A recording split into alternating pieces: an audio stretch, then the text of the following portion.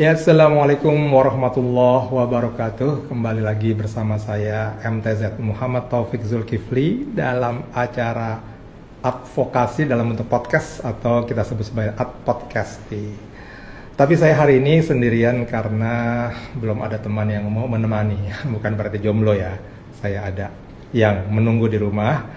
Tapi hari ini memang mau sendirian karena saya mau membuat video reaction, reaksi pada video dari podcastnya Bang Zulfan Lindan yang terakhir, ya belum ada lagi sih yang terbaru, tapi ini menarik karena memanggil Hasan Nasbi yang baru saja ditunjuk menjadi ketua kantor atau kepala kantor komunikasi kepresidenan. Tanggal 19 Agustus dia diangkat menjadi kepala kantor komunikasi kepresidenan, berarti menyampaikan apa-apa yang ada di dalam istana atau pendapat istana atau apa yang terjadi keluar, seperti itu ya.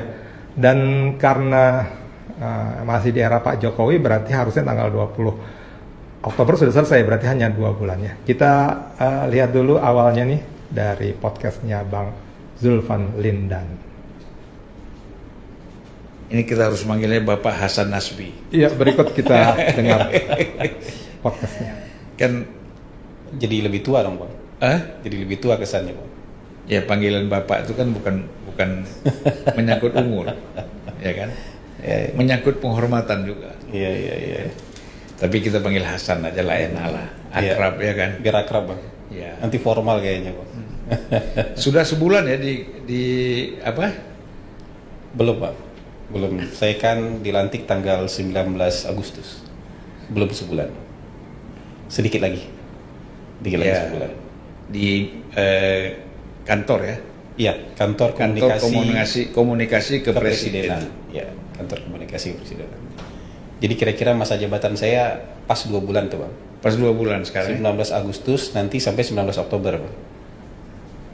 Sudah. Oh, iya kan, untuk sisa masa jabatan. Ya, untuk tapi sisa masa jabatan. Saya kira terus lah.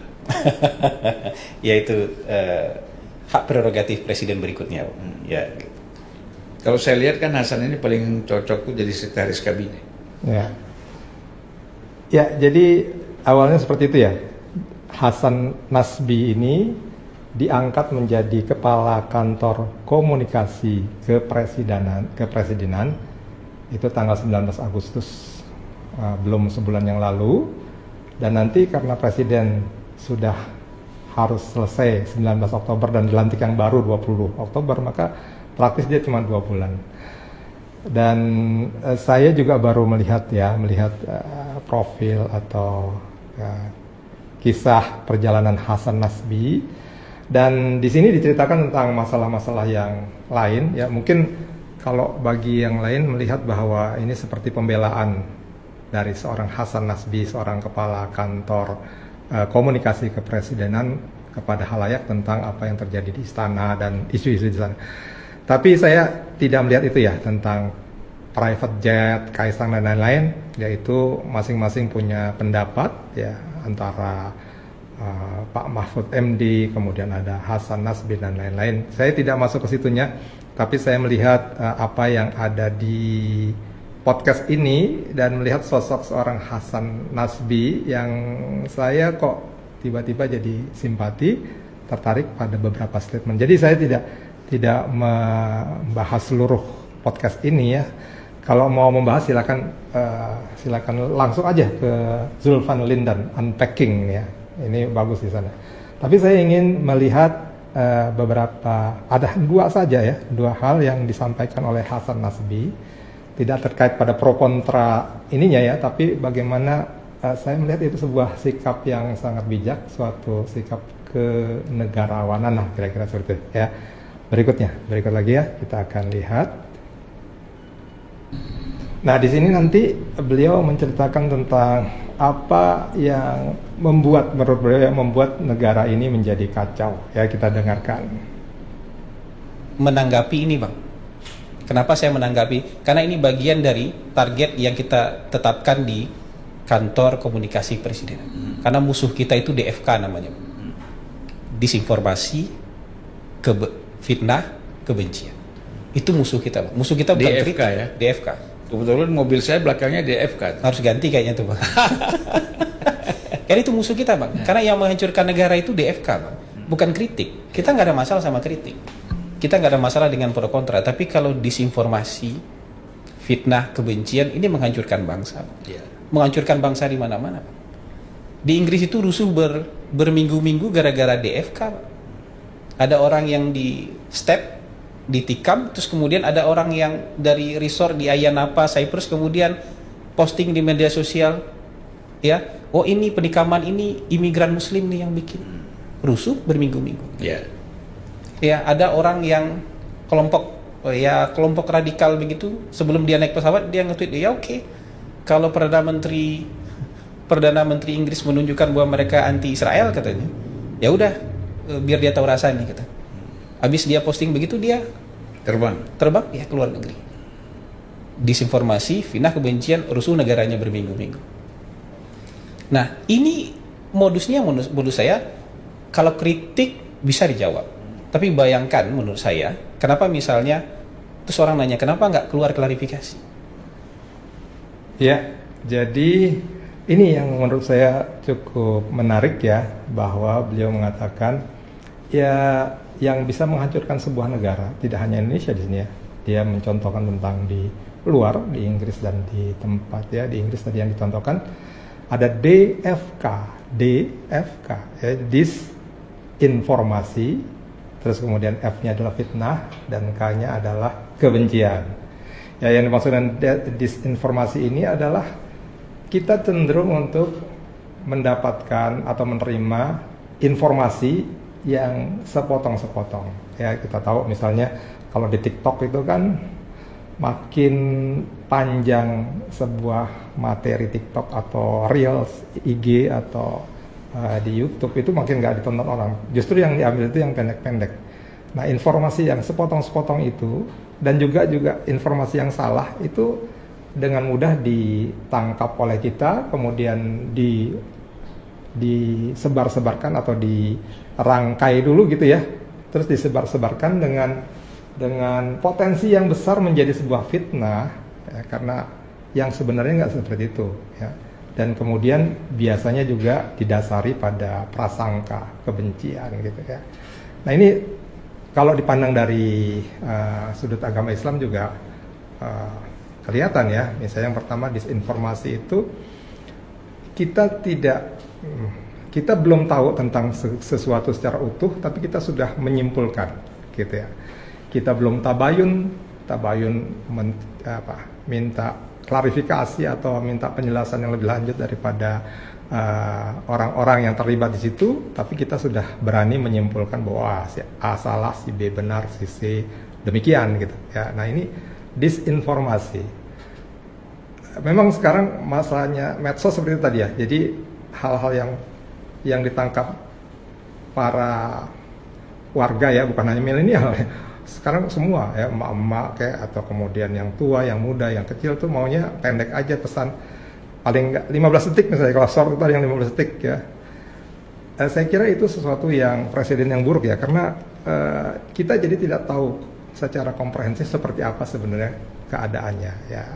Saya juga pernah ditegur oleh seorang anggota DPR ya, teman saya yang mengatakan bahwa Fik, kalau mau tahu suatu permasalahan tuh jangan cuma dari potongan artikel, baca deh buku atau baca sesuatu atau ketemu dengan orangnya gitu ya, jadi lebih besar. Nah, ini disinformasi kalau terus-terusan kita lakukan, maka itu akan menyebabkan sesuatu yang salah gitu ya. Yang kedua, terus kemudian didasarkan pada fitnah ya, akhirnya menjadi fitnah dan kemudian biasanya memang berat sebelah ya, kebencian, baik yang sisi kiri maupun sisi kanan ya, baik sisi pihak sana pihak sini, dua-duanya seperti itu ya, dua-duanya seperti itu melakukan kesalahan yang namanya DFK, disinformasi, fitnah dan kebencian. Nah, itu yang bisa merusak negara kita, bahkan semua negara, semua komunitas ya. Terakhir ya, saya lihat ini kondisinya udah agak lebih lebih tajam sebagai sebuah kondisi kekinian dan kedisinian ya. bagaimana beliau nanti menceritakan bahwa ya setiap orang, setiap pemimpin itu ada baiknya, ada buruknya, dan dia menyadarkan kita semua bahwa ya semua pemimpin harusnya kita lihat sisi baiknya ya. Kita lihat yang berikut.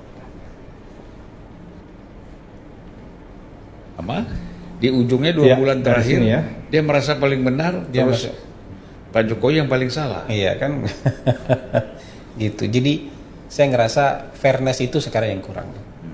Kalau menimbang-nimbang pemimpin ini, Bang, kalau saya lihat dari perjalanan Bung Karno sampai Pak Jokowi, semua pemimpin kita ini kalau ditimbang-timbang, Bang, kekurangan dan kebaikannya pasti jauh lebih banyak kebaikannya. Ya, Bukan berarti nggak ada kekurangan. Semua presiden ada kekurangan. ya, ya. Di titik kelemahan mereka masing-masing lah. Bung Karno juga bukan yang nggak ada kelemahan, tapi kalau ditimbang-timbang lebih Kalau banyak dicari-cari. jasa. Kalau dicari-cari kan ketemu. Pasti ada. Bung Karno dicari-cari ketemu, mudah sekali menemukannya, nggak perlu dicari-cari, ketemu di depan mata. Tapi kalau ditimbang, kebaikannya lebih banyak. Pak Harto juga begitu. Ya. Kalau ditimbang-timbang kebaikannya, ya kita sampai di sini hari ini kan berkat jasa beliau juga. Begitu juga presiden-presiden yang lain, Ibu Mega, Pak SBY, Gus Dur, Pak Jokowi apalagi 10 tahun. Kalau ditimbang-timbang pasti lebih banyak kebaikannya daripada kekurangannya. Nah, masalahnya kita kalau sudah nggak suka, tiba-tiba hitam semua dunia, Pak. Hitam semua dunia, ini orang salah semua. Begitu kita bisa jalan, ini orang hitam jadinya. Sudah nggak ada lagi titik cahaya itu. Padahal hitamnya yang cuma setitik, Pak. Jadi kita memenjara diri kita dalam kebencian. Nah, itu yang saya bilang. Yang harus kita hadapi.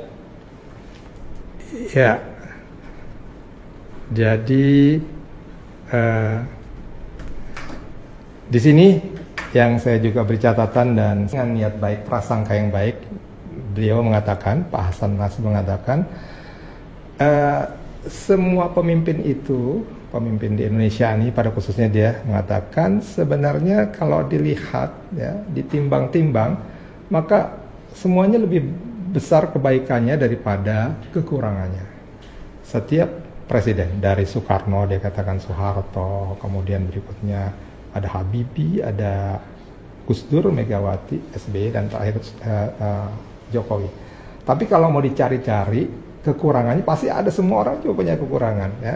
Tapi kalau mau cari-cari begitu ya, itu pasti ada ya. Jadi mengapa kita tidak berpikir positif, kita melihat kebaikan-kebaikannya dulu ya, atau kebaikan-kebaikannya saja. Karena kalau kita fokus pada kekurangan, maka itu dia mengatakan ya, kita memenjara diri kita mensandera diri kita dalam kebencian ya. Nah, itu salah satu tadi ya, DFK itu disharmoni, fitnah, dan kebencian. Itulah yang bisa menghancurkan negara kita ya. Jadi kira-kira begitu saja ya hari ini, podcast yang pendek saja. Saya salam hormat kepada Pak Hasan Nasbi dan kemudian juga Pak Zulfan Lindan ya, telah menyampaikan podcast yang sangat menarik ini. Kalau mau nonton langsung aja ya ke podcastnya Bang Zulfan Lindan di Zulfan Lindan Unpack. Terima kasih, sampai ketemu di podcast berikutnya. Assalamualaikum warahmatullahi wabarakatuh.